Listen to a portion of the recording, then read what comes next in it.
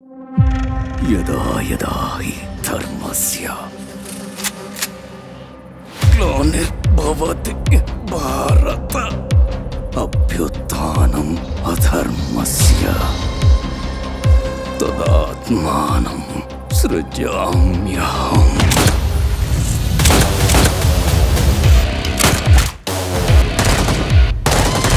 ఎప్పుడైతే అధర్మం పెరుగుతుందో అప్పుడు నేను ధర్మ రక్షణ కోసం వస్తా.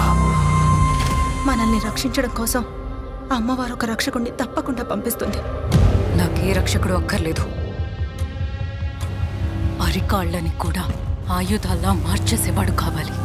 మేజర్ అభిమన్యు కన్వర్ అనే మీరు 11th Gurkha regiment service officer చట్టవిరుద్ధమైన ప్రవర్తన వల్ల వెంటనే కోర్ట్ మార్షల్ కోసం ఆదేశాలిస్తుంది. ఒకరికొకరు తోడుగా ఉంటాం, అప్పుడు మనం ఒంటరి వాళ్ళం కాదు. సరిగ్గా నడవడానికి 2 వారాలు పడుతుంది. నేను 2 ఏళ్ల వరకు ఇక్కడే ఉంటాను. మీకు ట్రాన్స్ఫర్ అవుతుందా? జంప్ చేయటం వచ్చా?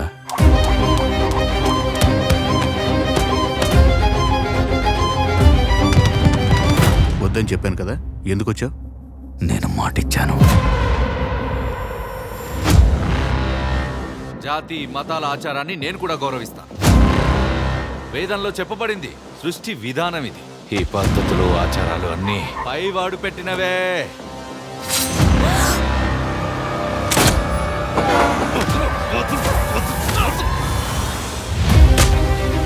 మనం శూద్రులం ఎందుకయ్యా? ఇది చూడు, మరి లా ఎందుకు చదివిస్తున్నారు? కాన్స్టిట్యూషన్ మీద ఒట్టెందుకు వేయిస్తున్నారు? తిన్నగా అరేంజ్మెంట్ గురించే చెప్పొచ్చుగా. గొడవ పట్టం రాదు నాకు, యుద్ధం చేయటమే వచ్చు. నీకు 2 దారులున్నాయి, రాజీ పట్టం లేదా యుద్ధం. తథాస్తు.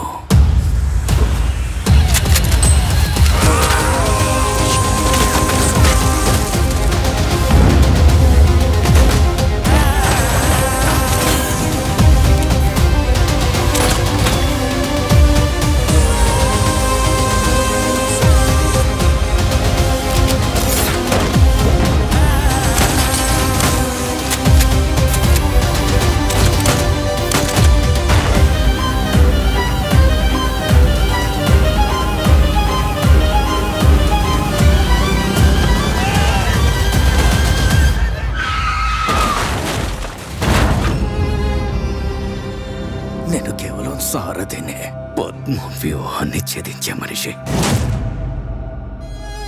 నేను ఓడిపోవచ్చేమో, కానీ పోరాడి ఓడిపోవాలనుకుంటున్నాను.